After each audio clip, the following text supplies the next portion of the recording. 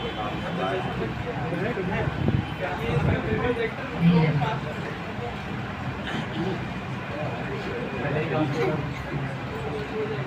Home पर जाता हूँ और होम पर जाने के बाद मैं यहाँ पर HTML के अंदर एक छोटा सा काम करता हूँ। यहाँ पर एक और टैग बनाता हूँ जिसके अंदर फेसबुक वाला फिर से बनाते हैं। ठीक है, यहाँ पर मैंने फेसबुक बनाया,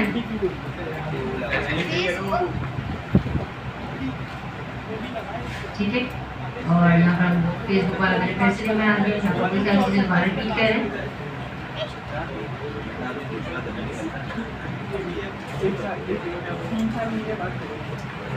ठीक है जी, अब यहाँ पर प्रॉब्लम क्या रहा था लास्ट टाइम जब हम यहाँ पर कर रहे थे, तो ये हमारी ही वेबसाइट पर खोल दे रहा था।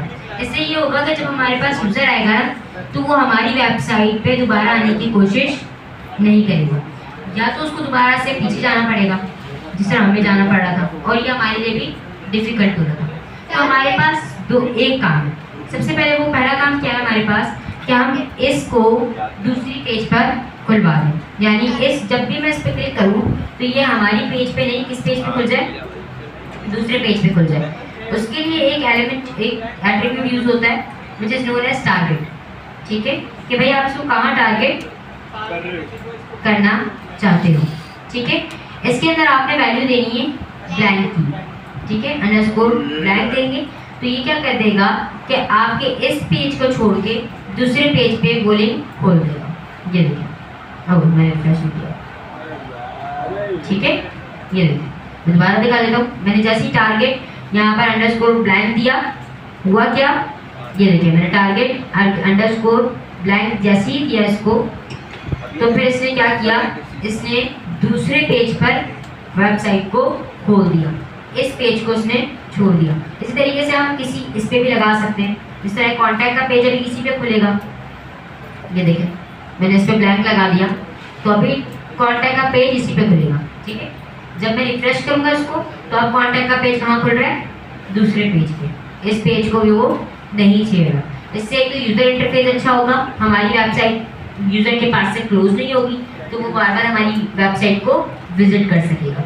ठीक है, और उसको हमारी वेबसाइट पे विजिट करने का मौका मिलेगा और वो हमारी वेबसाइट को बार बार देखने की कोशिश करेगा। वरना अगर उसको हमने जो जिस पे क्लिक करवाना था उसके पेज पर ही खुल जाएगा, तो हमारे पेज पर ही, तो हमारे पेज तो छुप गया, वो तो चला गया, तो वो दोबारा हमारी पेज पे नहीं आ सकेगा।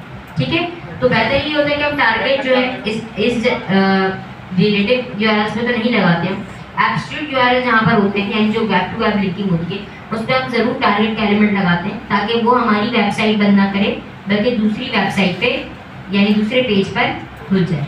ठीक है, टारगेट का बस इतना सा कॉन्सेप्ट था कि भाई टारगेट अंडरस्कोर ब्लैंक देंगे तो ये हो जाएगा। बाकी इसकी जितनी भी प्रॉपर्टीज होती हैं काम की नहीं है, सिर्फ अंडरस्कोर ब्लैंक यूज करेंगे, आपका काम हो जाएगा। इससे आपकी जो वेबसाइट है वो न्यू विंडो पर खुल जाएगी। आगे बढ़ते हैं। अभी तक हमने दो टाइप्स ऑफ पढ़नी है, वैसे तो तीन पढ़नी है। सबसे पहले वेब टू वेब लिंकिंग, जिसे एब्सोल्यूट यूआरएल्स भी बोलते हैं, कि हमने एक वेबसाइट से दूसरी वेबसाइट को आपस में लिंक कर दिया। दूसरा पेज टू पेज लिंकिंग, जिसे हम रिलेटिव यूआरएल्स कहते हैं, कि भाई हमारी ही वेबसाइट के एक पेज से दूसरी पेज को लिंक करना। जिस तरह हमने होम को अबाउट से किया था, फिर अबाउट को कॉन्टैक्ट से किया था, इस तरह लिंक करना। तीसरा हमने पढ़ा ईमेल लिंकिंग, कि हमने ईमेल्स को आपस में लिंक करा। चौथा हमारे पास तरीका है वो ये है कि हमारे ही उसमें पहले था कि वेब टू वेब लिंकिंग, फिर पेज टू पेज लिंकिंग। अब है कि भाई हमारे पास एक ही पेज है और उसके एक पार्ट से दूसरे पार्ट पर आना। ठीक है, उसी के एक पार्ट से दूसरे पार्ट को आपस में लिंक कर लेना, ये कहलाता है पार्ट टू पार्ट लिंकिंग। ठीक है, इसमें एक्चुअली क्या होता है कि हम एक पार्ट को दूसरे पार्ट से लिंक करवा रहे होते हैं। यहाँ पर भी सिंपल ये लिखा हुआ है कि भाई linking to specific part of the same page, ये specific part of the page को आप लिंक करवा रहे हो। अब वो क्या करते हैं, आपने मुख्तलिफ जगह वेबसाइट में देखा होगा टॉप का बटन आ रहा होता है। जब हम सबसे बॉटम पर जाते हैं तो टॉप का एक आइकन आ रहा होता है, जैसे आप टॉप के आइकन पे क्लिक करते हैं हम सबसे ऊपर चले जाते हैं, ऐसे ही। तो वो एक्चुअली यही हो रहा है, हम किसी पेज पर नहीं जा रहे, हम ना ही किसी और दूसरे वेबसाइट पर जा रहे हैं, हम उसी वेबसाइट उसी पेज के एक पार्ट से दूसरे पार्ट पर ट्रांसफर हो रहे हैं। ये काम इस तरीके से हम कर सकते हैं। अब वो किस तरीके से करते हैं, उसके लिए हमारे पास हमें एक एट्रीब्यूट और देना पड़ेगा। वो एट्रीब्यूट होता है आईडी का एट्रीब्यूट। ठीक है, आईडी का एट्रीब्यूट यूज होता है सेलेक्टिंग करने के लिए। ठीक है, आईडी का एट्रीब्यूट किस लिए यूज होता है, सेलेक्टिंग करने के लिए।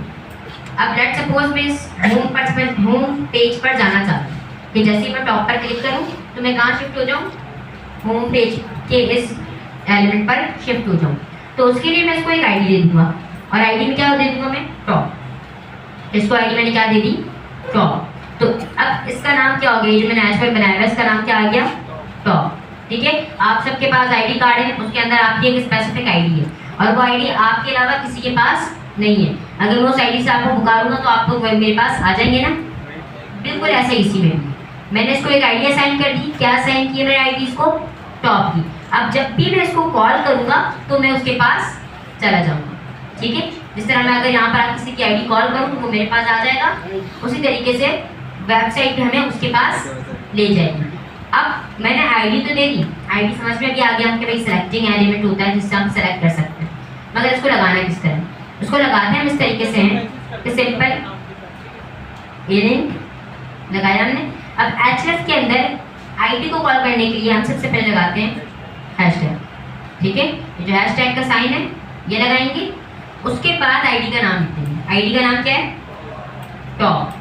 ठीक है, ये मैंने नाम लिख दिया और यहाँ पर भी हम सिंपली क्या लिख देते हैं, टॉप। ठीक है जी, अब यहाँ पर जब हम जाएंगे इसको रिफ्रेश करेंगे तो यहाँ हमारे पास टॉप आ रहा है। पहले मैं इसको बिहार लगा देता हूँ ताकि नेक्स्ट टाइम पे चलते हैं। बिहार एक बुकिंग और लगा देते हैं बिहार। ठीक है, अच्छा यहाँ पर एक और चीज़ में डिस्कस करता है, अभी ये देख लें फिर एक और चीज़ डिस्कस करते हैं, वो थोड़ी हेल्पफुल हो जाएगी आप लोगों के लिए। अब यहाँ पर देखिए मैंने ये कर दिया, अभी तो आपको कोई रिजल्ट नहीं दिखेगा कि ये टॉप पर, ये तो टॉप पर क्यों जाएगा। ठीक है, मैं इसको ना ज़रा स्क्रीन बड़ी कर देता हूँ, ठीक है, ताकि हमें पता चले। अब ये देखिए मैं नीचे आया, क्लिक किया, ऊपर ले गया। ठीक है, ये देखिए मैं नीचे आया, क्लिक किया, ऊपर ले गया। अभी मुझे ज़्यादा फर्क नहीं दिख रहा तो मैं एक पैराग्राफ ले सकता हूँ। ठीक है, अब उसके अंदर मैं कितना लंबा लिखूँगा। ठीक है, तो एक हमारे पास कह रहे हैं कि शॉर्टकट होती है, हम क्या लिख देंगे, लॉरेन। जैसे ही लॉरेन लिखेंगे बाय डिफ़ॉल्ट एक पैराग्राफ, छोटा सा सेंटेंस हमारे पास आ जाएगा। इसी के साथ अगर मैं लॉरेन के साथ मल्टीप्लाई करवा दूँ किसी भी नंबर को, लेट्स सपोज मैं यहाँ पर करवा दूँ मल्टीप्लाई 3 से, तो अब कितने सेंटेंसेस आ जाएंगे हमारे पास, 3 सेंटेंसेस आ जाएंगे। लॉरेन मल्टीप्लाई बाय 3 तो कितने सेंटेंसेस आ गए हमारे पास, 1 2 3। हम 15 करेंगे तो 15 सेंटेंसेस आ जाएंगे, 40 करेंगे तो 40 सेंटेंसेस आ जाएंगे, हमें लिखने की जरूरत नहीं पड़ेगी। ये बाय डिफ़ॉल्ट कुछ होते हैं। अब हमारे पास थोड़ा ज़्यादा टेक्स्ट आ जाएगा तो उससे हमें फ़ायदा हो जाएगा। ये देखिए अब ये थोड़ा नीचे आ गया, अब मैं इसको टॉप करूँगा तो हमें दिखेगा ये टॉप आ गया। ठीक है, दोबारा करके दिखाता हूँ, ये देखिए मैं टॉप पे गया, टॉप पे आ गया। ये मैं दोबारा करके दिखा देता हूँ, ये मैं नीचे गया, टॉप है, टॉप पे क्लिक किया, ये मुझे ऊपर ले गया।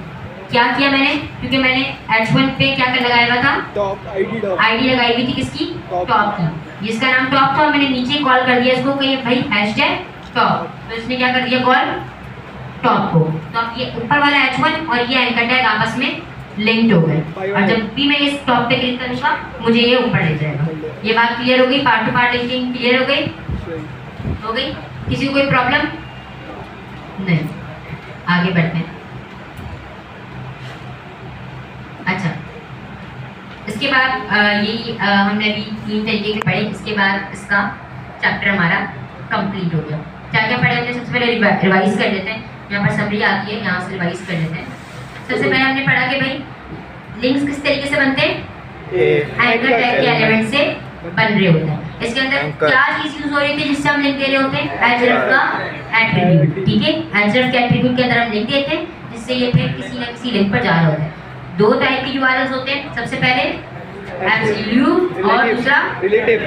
ये रिलेटिव यूआरएल्स, एब्सोल्यूट यूआरएल क्या कौन से होते हैं, प्रॉपर होते हैं बिल्कुल, यानी जो वेब टू वेब लिंकिंग में काम आते हैं, एक वेबसाइट से दूसरी वेबसाइट को लिंक करने में काम आते हैं। रिलेटिव यूआरएल्स कौन से होते हैं, पेजेस को करने के लिए, कि भाई एक पेज से दूसरे पेज को करने के लिए। इसके अलावा हमने तीसरी लिंकिंग कौन सी पढ़ी, पार्ट टू पार्ट लिंकिंग, कि भाई एक पार्ट से दूसरे पार्ट को लिंक करना। और चौथी ईमेल वाली, मेल टू वाली। ठीक है, क्या हम मेल टू कर रहे थे और दूसरे पेज पे नहीं, दूसरे पेज को कर रहे थे, कौन सा टारगेट यूज होगा, कौन सा एट्रीब्यूट यूज होगा, टारगेट का, और इसके अंदर वैल्यू कौन सी होगी, ब्लैंक की वैल्यू। ठीक है, अंडरस्कोर ब्लैंक।